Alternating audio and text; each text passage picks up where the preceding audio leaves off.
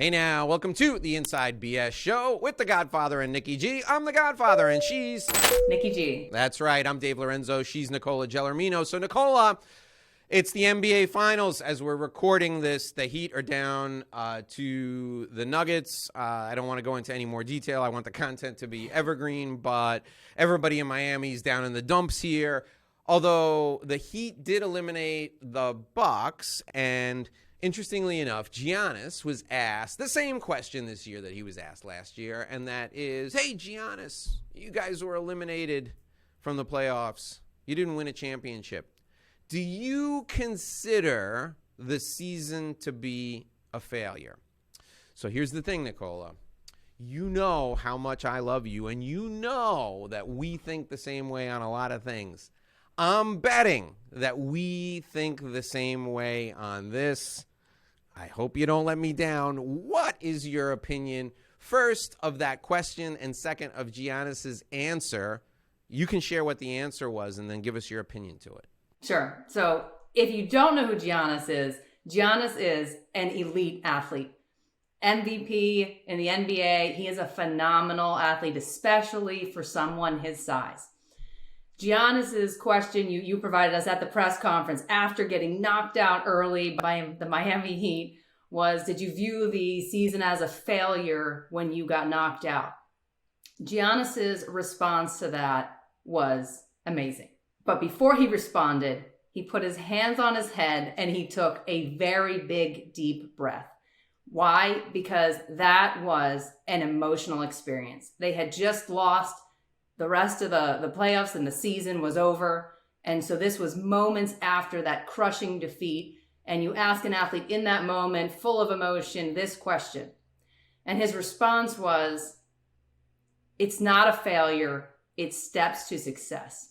I love Giannis's response. Why? Because it tells us what kind of leader he is and what kind of person he is, aside from being an elite athlete. His response showed us that measuring everything that we do as a win or a loss is not good for us moving forward. It does not allow us to reflect on what happened, process it, learn from it so that we can grow and to move forward.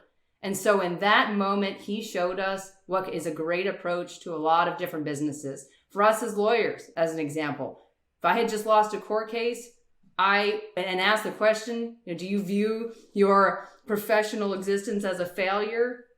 That can't be the answer. This allows all of us to learn from that lesson. Dave, to answer your second question now, what do I think about the reporter's question? I don't like the question. I will go easy on the reporter, but I don't like the question at all. This is not a great question to be asking someone who, by the way, aside from being an elite athlete, helped the Bucks win a national championship after they hadn't in 50 years. You asked a question, especially in that moment. Whether the question was fair. It's a fair question, but in that moment, to me, it's not, because in that moment, you knew that the emotional state of the person on the other side of that question, you knew what that was. And you knew what the response could have been. And maybe that's what the angle was, because there could have been certainly a very emotionally charged response. And that's not what we saw. What we saw was a very authentic response and a very I think, emotionally intelligent response that came from Giannis. So now, Dave, I'm curious. What is your opinion? You're killing me. You're absolutely killing me.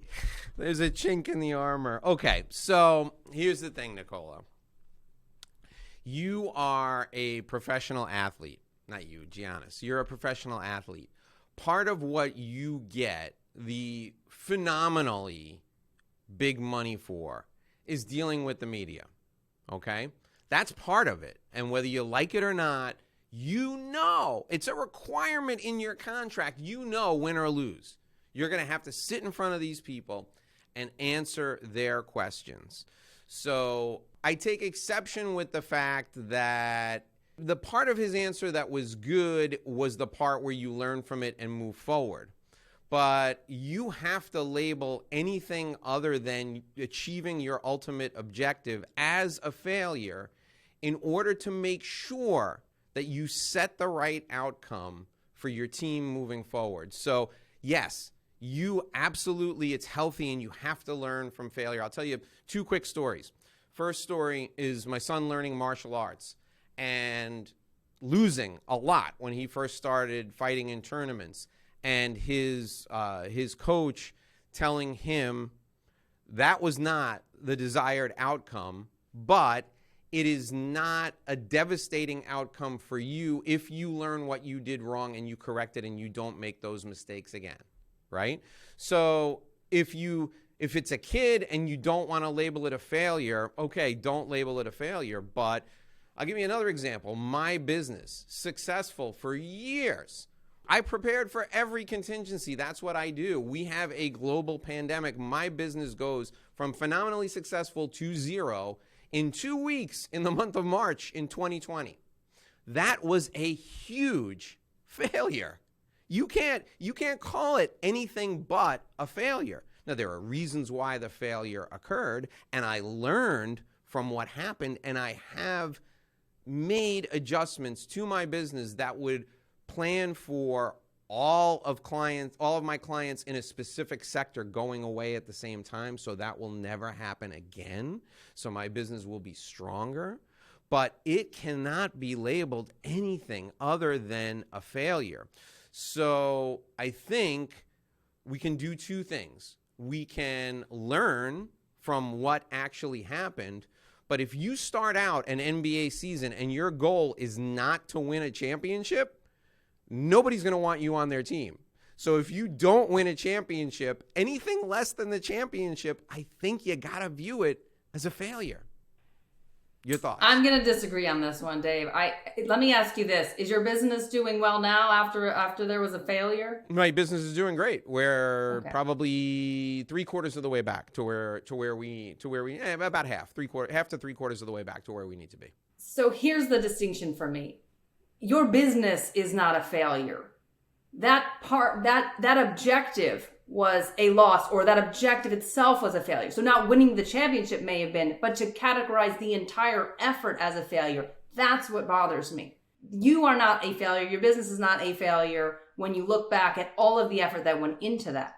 But you have to acknowledge, I am by no means saying you don't acknowledge that there was a loss, right? I have a loss. I acknowledge that loss and absolutely own it. We lost. There are no excuses, and you have to take ownership of that, and you have to learn from that. But the issue for me really comes down to it's not overall there was a failure. It was, yes, acknowledge the loss. Do not explain that away.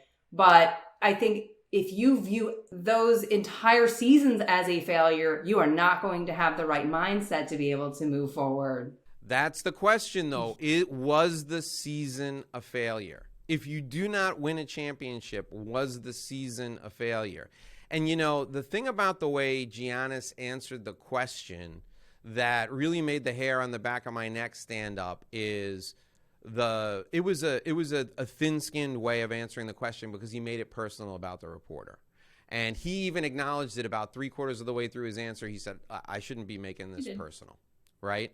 So, you know, what he should have done is he should have said, listen, we start the season every year with a goal of winning the championship. So with that as our goal, and now knowing that we have no way of achieving that goal, yeah, we failed to achieve that goal.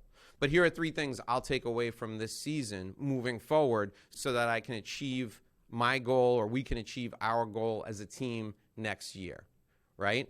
That's the way to handle that. Now, I get the fact that, hey, heat of the moment, you know, big loss, but these guys go through an intense amount of media training, an absolute intense amount of media training. They are prepared. He had to know the fact that he was asked that question last year, okay? And he gave an equally bad answer the second time he was asked the question. I mean, the bottom line for me is I want to hear the guy that I'm paying $100 million say, we didn't win a championship. That was the goal. We failed to achieve the goal. But we learned from it, and we're going to move forward, and we're going to do everything we can to make sure we come back better and stronger next year. That's a 3-sentence answer to that question that the media person had to whisper in his ear probably a dozen times between the last time he was asked it and this time. I mean, I just can't get over that this guy wasn't prepared for that question again. I still like his answer, but I agree with you. I think that is a better way of answering that question. He did apologize for getting a little personal. He comes back at the end of the press conference and does say, I didn't mean to make it personal. Because again, emotionally charged moment. He still did a great job of managing it. I still think it was a good answer, but could it have been better? Sure. But let's see you and I answer that question under that level of emotional intensity and after a devastating loss. A lot of folks, I think, could have crumbled in that moment, and he still did a great job given all of those circumstances, because it's easy to look back on it now and say this would have been better. And I do think there's something to learn from there. I agree with you. When somebody pays us $100 million, you can put me under all kinds of pressure and ask me whatever you want, and I guarantee you, probably 9 times out of 10 I'll get it right, but the 10th time I'll probably screw it up. All right, Nicola, close us out. This is the Inside BS Show. It's been great having you. Make sure to subscribe wherever you get your podcasts, and if you've enjoyed the show, leave us a comment. It helps us get subscribers. Alrighty, folks, we'll see you back here again tomorrow for another edition of the Inside BS Show. I'm the Godfather, Dave Lorenzo, and she's Nikki G. Until tomorrow, hope you make a great living and live a great life.